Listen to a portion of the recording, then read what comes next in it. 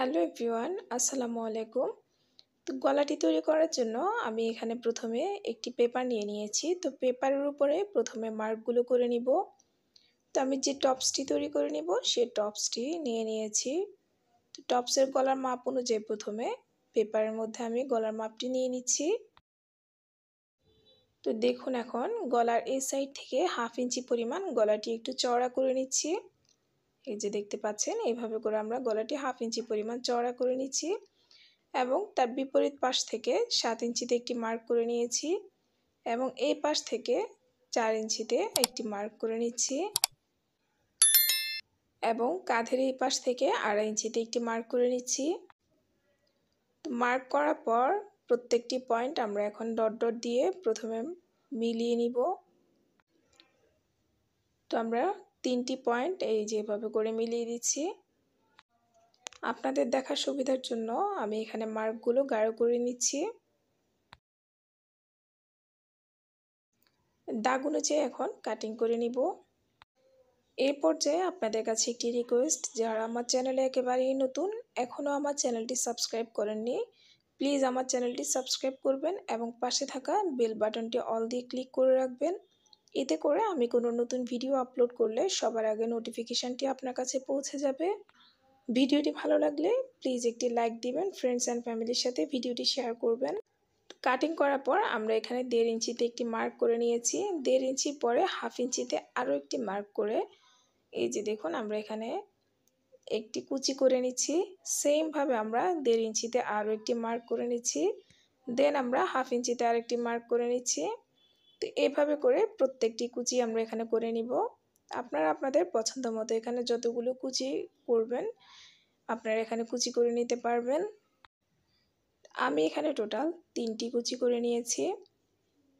তো এই যে দেখতে পাচ্ছেন, আমরা কুচি করে নিয়েছি। সেমভাবে আমরা এখন কাপড়ের ভিতরে কুচিগুলো করে নিব।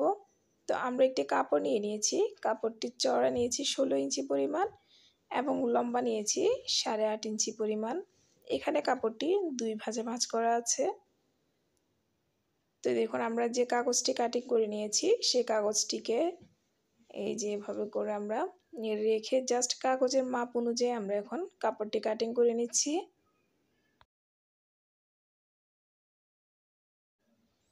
এখানে জাস্ট কাগজটি যেভাবে আছে সেই মাপ অনুযায়ী আমরা কাপড়টিকে কাটিং করে নিচ্ছি। কাটিং করার সুবিধার জন্য আমরা এখানে পিন করে নিয়েছিলাম। তো পিনগুলো আমরা খুলে নিয়েছি। তো এখানে উপরের পার্টে আমরা কাটিং করে কাপড়টিকে আলাদা করে নিচ্ছি। এই যে দেখতে পাচ্ছেন, আমাদের গলার ডিজাইনটি এরকমই হবে। তো কাগজে আমরা যেভাবে মার্ক করেছিলাম সেমভাবে আমরা কাপড়টিতেও মার্ক করে নিয়েছি। এখন জাস্ট এই যে এভাবে করে আমরা কুচি করে নিব, কুচি করে সেলাই করে নিব। কুচিগুলো সেলাই করার আগে আমাদেরকে কাপড়টির এই যে সাইড থেকে ডাবল ভাঁজ করে প্রথমে সাইডটি সেলাই করে নিতে হবে। তো আমরা পুরো রাউন্ডে এই যেভাবে করে ডাবল ভাঁজ করে কাপড়টিকে সেলাই করে নেব। তো দেখুন, আমরা সেলাই করে নিয়েছি। এখন যে জামাটিতে আমরা ডিজাইনটি অ্যাটাচ করব সেই জামাটি নিয়ে নিয়েছি এবং মিডল পয়েন্টে একটি মার্ক করে নিচ্ছি। তো জামার মিডল পয়েন্টের সাথে আমরা ডিজাইন করা যে কাপড়টি নিয়েছি সে কাপড়টিরও মিডল পয়েন্ট 2টি মিল রেখে আমরা এখন এখানে ভালোভাবে সেলাই করে নিচ্ছি। সেলাই করে আমরা কাপড়টিকে মিডল পয়েন্ট থেকে আটকিয়ে দিচ্ছি, তাহলে আমাদের কুচি করতে সুবিধা হবে। তো এখন আমরা যেখানে মার্ক করে নিয়েছি সে মার্ক অনুযায়ী এই যে কুচিগুলোকে এভাবে করে সেট করে নিব। কুচিগুলোকে ভালোভাবে সেট করার জন্য আমি এখানে পিন অ্যাটাচ করে নিব। তো দেখুন, আমরা এখানে পিন অ্যাটাচ করে নিয়েছি, তাহলে সেলাই করতে বেশি সুবিধা হবে। তো আমি এখন জাস্ট এই যে যেভাবে কুচিগুলো করে নিয়েছি কুচির উপরে সেলাই করে নিচ্ছি। তো আমাদের সেলাইটি করা কমপ্লিট হয়ে গেছে। এই যে দেখতে পাচ্ছেন, এখানে বাড়তি যে কাপড়টি রয়েছে সে কাপড়টি কেটে আমরা আলাদা করে নিচ্ছি। তো এখন আরও একটি যে পার্ট রয়েছে জামা, সেই পার্টটিকে রেখে আমরা শোল্ডার দুটি জয়েন করে নিব।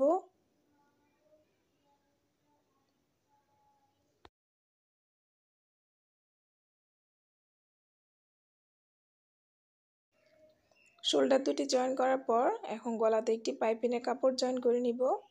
তো এই জন্য একটি পাইপিনের কাপড় নিয়ে কাপড়টিকে এই যে জামার উল্টো পাশে আমরা প্রথমে সেলাই করে নিচ্ছি।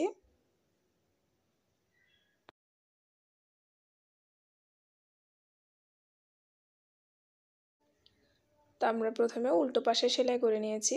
তো এখন পাইপিনের কাপড়টিকে এই যে জাস্ট সোজা পাশে নিয়ে এসে ভাঁজ করে তার উপরে আমরা পাইপিনের উপরে আমরা একটি সেলাই বসিয়ে দিব। তো আমরা পুরো রাউন্ডে পাইপিনের উপরে সেলাইটি করে নিব, তাহলে আমাদের পাইপিংটি তৈরি করা কমপ্লিট হয়ে যাবে। তা আমাদের গলার ডিজাইনটি দেখতে এরকমই হবে। আশা করছি ভিডিওটি ভালো লেগেছে। ধন্যবাদ সবাইকে। আল্লাহ হাফেজ।